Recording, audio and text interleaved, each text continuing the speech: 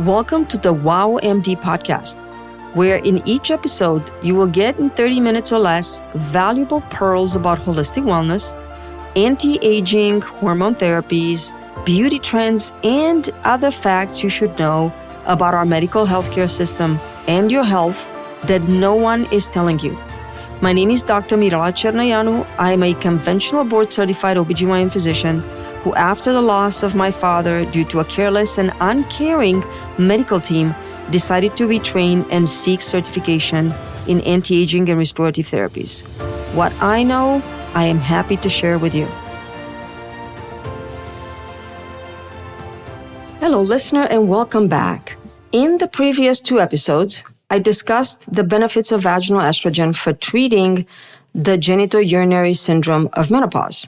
I reviewed a lot of recommendations, and I talked about the vaginal insert in the form of a tablet called VagiFem. I talked about vaginal cream with estrogen, the synthetic one, it's usually called Estrace. And I talked about the possibility of compounding the vaginal estrogen cream in case the synthetic estrogen is irritating. I talked about the vaginal ring, hard to find that one, and one of them is discontinued. And all of this, there are very little vaginal products for estrogen therapy, in spite of the menopause and postmenopause female population increasing. Unfortunately, there has been very little research and very little innovation done in the field of vaginal and urinary wellness for aging women. There's some technology, and we'll talk about that in the near future once I'm done with the natural solutions. But there's not a huge array of vaginal hormonal options for vaginal estrogen other than what I just mentioned.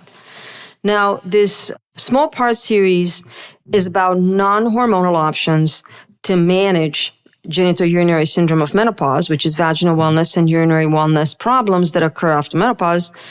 But I'd like to make it clear that I believe all women are candidates for vaginal estrogen. And just to reiterate that doctors who tell their female patients to suffer rather than use vaginal estrogen should probably go back to learning.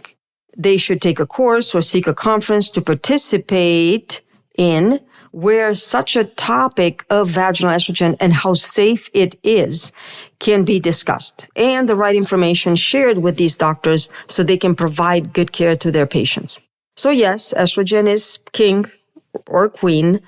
It is our female hormone after all, so let's call it the queen when it comes to being a super easy fix for all the postmenopausal changes in vaginal and urinary wellness.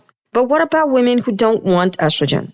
What about other non-estrogen available options? What about you're irritated by all this vaginal estrogen, you can't tolerate it?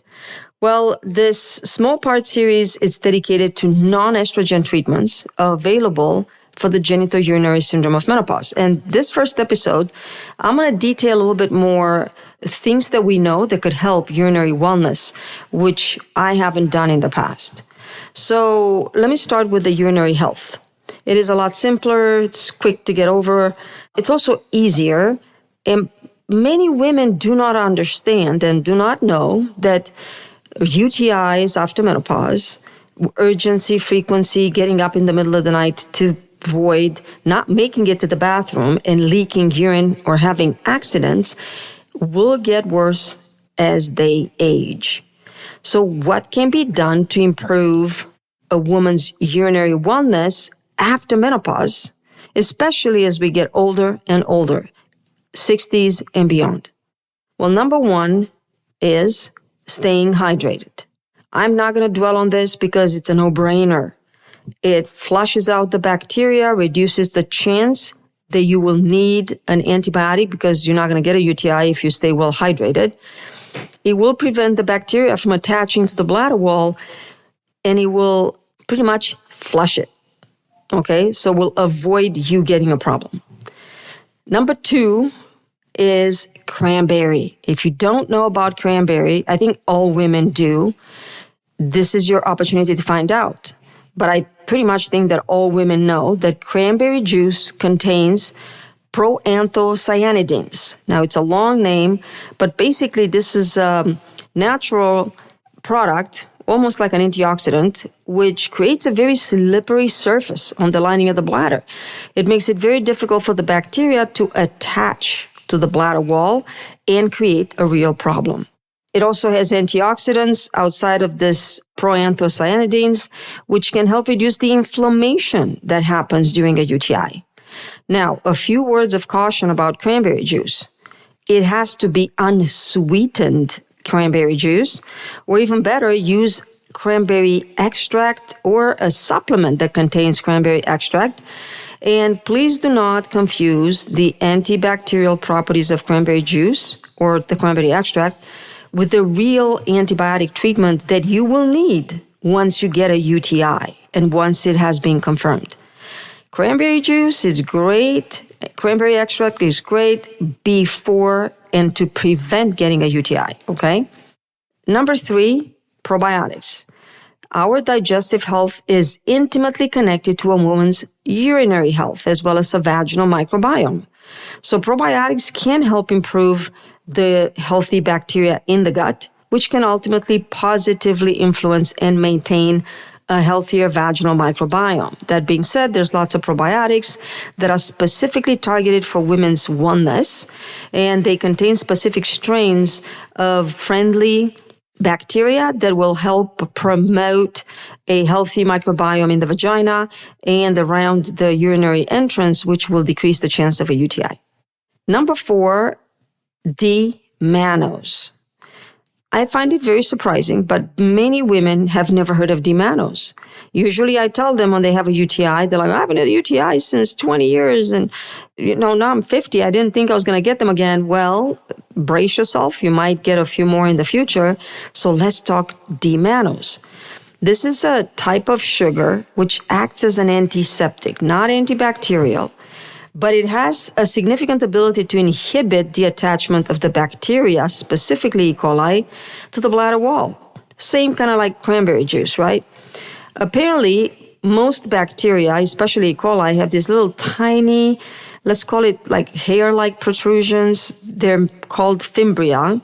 And this allows them to attach to the walls of the bladder. So D-mannose actually binds and catches this fimbria of the E. coli or the various bacteria, so it's preventing it from attaching to the bladder wall. Once the bacteria is attached to this sugar, it's trapped. It can no longer attach to the bladder wall. It cannot attack it, and they will be just flushed out. So between D-mannose and hydration, many women with recurrent UTIs are able to keep them at bay. Using D-mannose regularly can reduce the chance of a UTI, and it is highly recommended for postmenopausal women who are likely to get a UTI, especially around the time of being sexually intimate. It is very easily found, is a supplement over the counter. It usually comes in a tablet, a powder form. I have it in the office. I like the Designs for Health supplement that has cranberry extract combined with D-mannose. It's a chewable, and I have it available. And whenever I have a UTI patient that I've seen 2 or 3 times now, 5 times out of 10, I tell them, hey, let's take this little product here. Let's start chewing it. And I'm surprised they have never heard of D-mannose. Same word of caution for D-mannose as I mentioned for cranberry extract earlier. It's very useful as a preventive measure, or decreasing the risk of a UTI when you're like on the verge of it, but you try to do all these things, hydrate, cranberry extract, D-mannose, probiotic, and you're effective. It will not be effective for an acute, full-blown UTI. It might buy you some comfort and time until you get to your physician or you get them on the phone and they're able to prescribe an antibiotic. Number 5, hygiene.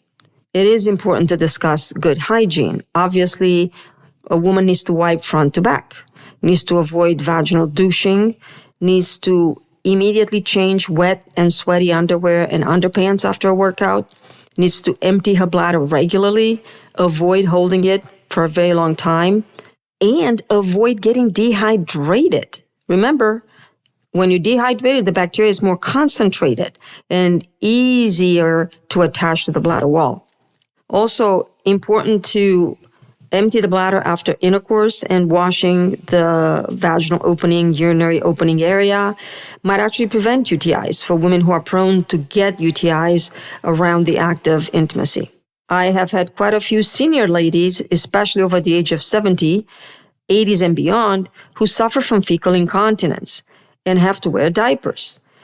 However, when an accident happens, they're up and about, and if they're not able to immediately go home and clean up and remove the soiled diaper, it will probably very 9 times out of 10 will cause a UTI. This is easy to prevent. Have an additional diaper when you travel. It can be immediately changed in the first available restroom if that happens. But the diaper who catches the incontinent material, it will travel and it will contaminate the urinary opening pretty quickly. And unfortunately, a UTI is just around the corner after that. Number 6, some women will require antibiotic prophylaxis. I know this is not natural. I'm talking about natural solutions, but you need to be aware. And these women usually take an antibiotic every time they have intercourse, just 1 dose. And if they have intercourse once a week, then they take that dose once a week. So they don't take an antibiotic on a regular basis. They only take it to protect themselves when they know they're engaging in risky behavior that's going to get them a UTI. And these are women that have had UTIs most of their lives around the time they're being sexually active. They're very smart. They know. And usually the doctor, myself included, we give them like a 3 months to 6 months supply of antibiotics. And usually we write 2 times a week where it's necessary. Especially if these women are prone to severe, recurrent, multiple UTIs, they can easily prevent that. And it's an excellent means as women get older but remain sexually active to control it. Number 7, there are certain herbs that could be very effective in addressing early UTIs or preventing a UTI in a woman that is prone for a UTI. Uva ursi is also known as bearberry. This herb contains something called arbutin. Our body converts this product to hydroquinone, which can have antimicrobial properties, but it can also be liver toxic if you use it chronically and persistently. So we got to be careful with what products you use. Golden seal, it's a natural herb that's very good for UTIs. It contains berberine. Berberine is antibacterial. It might inhibit the growth of bacteria. Usually supplements have both golden seal and uva ursi in a variety of supplements. Of course, there's garlic. It's over the counter. Obviously, cook with as much garlic as you want. It's got multiple benefits, and it's clearly antibacterial. Dandelion root tea, it has diuretic properties. It might actually flush out the bacteria. And there's herbs like marshmallow root and horsetail, which can also help urinary wellness. And this is my grand finale for natural solutions or less natural, because I did mention antibiotics for urinary wellness after menopause. But, and this is kind of like a crossover into the vaginal wellness, it's actual vaginal moisturizers. They are very helpful to prevent the tears around the urethral opening or the vaginal opening, which is the entrance to the vaginal canal. And this can go a really long way into preventing UTIs. So to kind of end this whole, what are the solutions to prevent urinary symptoms after menopause? And I'll talk more about urinary wellness as far as leakage. Obviously, everybody knows about Kegel exercises. So we'll put that at number 9. Yes, Kegel exercises is the self-controlled contractions of the muscles around the vaginal opening. A woman would basically hold the contraction, counting to 10, slow in her mind or in her head silently, and do that 10 times in a row at least once or twice a day. But I was talking about vaginal moisturizers, so that would be number 9, I guess, as being extremely helpful. And last but not least, and let's call it number 10, antibiotic therapy, when it's done quickly, on time, it can be very useful to alleviate the very uncomfortable symptoms of a UTI. I have personally prescribed antibiotics ahead of time for women who are known to get them easily and be prone to UTIs, so they have it on hand when it actually happens. Like if a patient already had 3 UTIs, I'd be like, okay, would you like me to give you an antibiotic to have on hand after you use the current one? So I give them an additional refill. So ask your doctor, have an antibiotic on hand, because guess what? If you're prone to a UTI, as you're older, it will most likely happen on a Friday evening or during the weekend or when you're on a trip or on a vacation, which will literally ruin your trip. So I'm going to move on to vaginal problems created by genitourinary symptoms and vaginal wellness. And the main symptom of GSM and the main cause of all the other problems is actually vaginal dryness.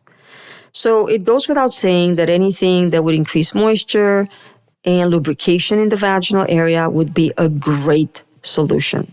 So there's a large array of lubricants available on the over-the-counter market. They can be purchased from your friendly CVS, Rite Aid, any other pharmacy, online, Amazon. They can be water-based or oil-based. The problem with the lubricants is that initially, in the very early phases of vaginal atrophy, they work pretty well. And in case you don't remember, vaginal atrophy is the thinning, the loss of moisture, and the loss of elasticity that happens to the skin at the opening of the vagina and throughout the entire length of the vaginal canal. The less severe the dryness, the better the lubricant will work to actually address the symptoms of vaginal dryness. So it can be very effective at the beginning when the atrophy is mild and the dryness is not terrible. So it can prevent painful intercourse, difficulty achieving orgasm, the symptoms of irritation or itching. So let me say a few words about 2 very natural and very easily available moisturizers that women can use and simply buy from the grocery store. Number 1 is coconut oil, and number 2, olive oil. Coconut oil, even if it comes in a solid form, obviously, which it will, because it solidifies at room temperature, especially in a colder temperature, can be easily inserted vaginally. And once it's in, the body temperature will melt it, which will do so immediately. So beware. But it's very useful unless you're allergic to it. So please avoid it if that's the case. It's all natural and very rarely causes any kind of problems. Olive oil works just as nice as a lubricant. It will mainly work on the external tissues. It's very difficult to insert vaginally, but women can use combinations of olive oil and coconut oil to moisturize their skin on their body. And they could do so successfully for the external skin outside the vagina. Obviously, if you have any irritation, let your doctor know. It could be the sign of an allergy and the beginnings of a dermatitis. What is another option? Well, women have used essential oils successfully for many years. Obviously, concentrated essential oils are not to be used in such a sensitive area. They will have to be diluted. They can also be used internally for the entire body. Lavender is one that is very useful. It also helps with the anxiety around the act of intimacy and other things. So I'm not going to give you a lot of information about essential oils. It's not my forte. I don't use a lot of essential oils for this specific purpose because I got tools that are much more effective.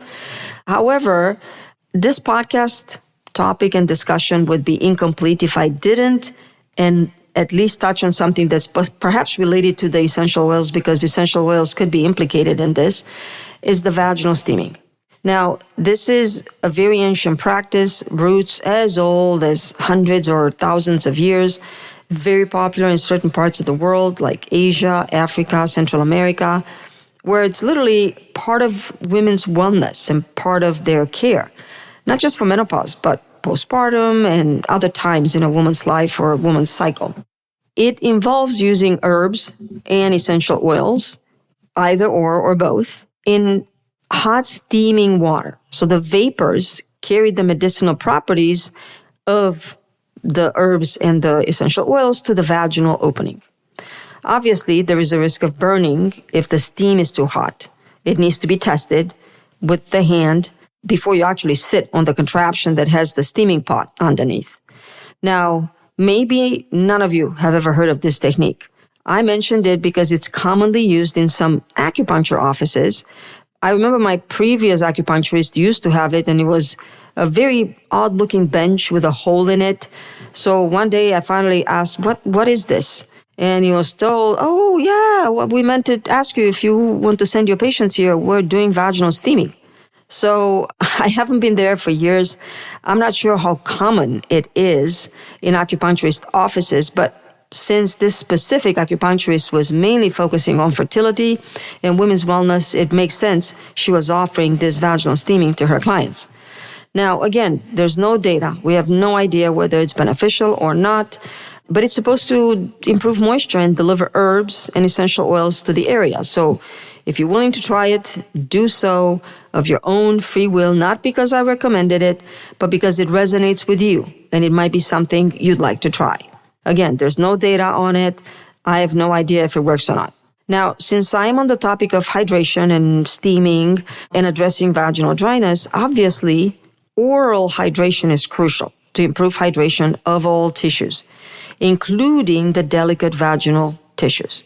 If your skin is dry on your body and you need moisturizer for your skin, that would probably apply to the skin down there as well. There are lots of products with growth factors and peptides specifically meant to nourish and hydrate the skin of the vaginal entrance and help with the dryness and itchiness that many women experience during the postmenopause years.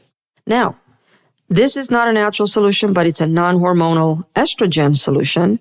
Sometimes, just like the UTI will need an antibiotic, sometimes a topical steroid for a very short period of time, a week or less, maybe 2 weeks sometimes, if you had this problem for 6 months or more, will be needed to stop the dry, itch, scratch, histamine release due to scratching, causing more itching and more dryness and inflammation, which is a vicious cycle.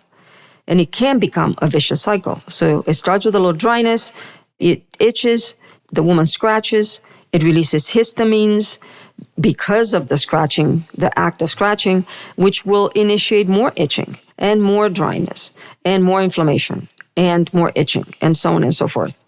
So see your doctor right away if you suspect something like that is happening to you. At that point, whatever moisturizes the skin normally, a lubricant, coconut oil, essential, it won't work anymore. I've seen cases when women are treated for months for a suspected yeast infection because in a doctor's mind and a patient's mind, when you hear itching down there, it's like, oh, you got to have a yeast infection, right?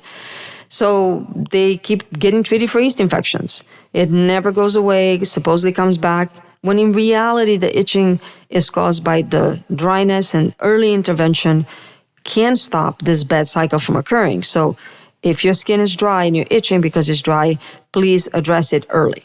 And like I said, many women respond really well to just using lubricants over the counter. They try a few and then they finally find the one that works for them and they keep using it. If a woman engages in regular vaginal intercourse with a partner, the act of penetration itself can actually improve the vascularity and the moisture in the area of the vaginal canal and the vaginal opening. So this is something that not a whole lot of doctors talk about, but being sexually active after menopause can help urinary and vaginal wellness, especially vaginal wellness. So many women who stay regularly intimate with their partner are able to just use their favorite lubricant over the counter, and they do well. They don't have really any issues, but the intimacy has to be regular. However, for many women, there's a significant loss of sexual desire after menopause. So unfortunately, between the loss of sexual desire, also called decreased libido, between the lack of sleep, which is causing fatigue, or fatigue by itself can be another factor. And if you add to all of this cocktail the mood changes like irritability and depression that come with the loss of hormones, and the weight gain and not feeling sexy, all of this is going to drive a lot of relationship issues. So many women after menopause stop being sexually active, or they have sex very randomly, very rarely. And many women actually, unfortunately, get divorced or separated during or after the menopause period. So the lack of vaginal penetration will contribute to all the causes of vaginal atrophy and will contribute to all the changes that define vaginal atrophy. And as they lose estrogen and as they age, all these symptoms, the thinning, the dryness, and the loss of elasticity will worsen the painful sex and everything. So when eventually opportunity presents itself for a new partner, the pain and the discomfort can make the act of intimacy extremely difficult. So there's lots of proof and evidence that regular physical intimacy and vaginal intercourse itself can help the symptoms of vaginal dysfunction caused by the loss of estrogen after menopause. And two factors are involved in this: improved lubrication naturally, which will occur normally within the act of intimacy, and also improved vascular flow due to the physical act of intimacy, which should occur regularly for these two benefits to be evident. Again, there's lots of lubrication, which naturally occurs when you're excited about being intimate with your partner, and the act of intimacy will actually improve the blood flow. So obviously, if the act of physical intimacy is too painful, it needs to be addressed. Otherwise, a significant pelvic floor dysfunction will occur. For a couple to try to force the act of intimacy and put up with it in spite of the pain, it will literally eventually create an involuntary spasm of the muscles at the entrance of the vagina, which will make penetration even more painful and difficult, which is now adding another mechanism through which sex has now become painful, which will have to be addressed separately and at the same time, ideally, as the vaginal wellness problems are addressed. Otherwise, they will continue to bounce off each other and create problems. So in conclusion, being physically intimate with your partner on a regular basis and engaging in the act of vaginal intercourse will improve sexual function, and believe it or not, will help sexual wellness as well as vaginal wellness, and most likely will help your relationship with your partner.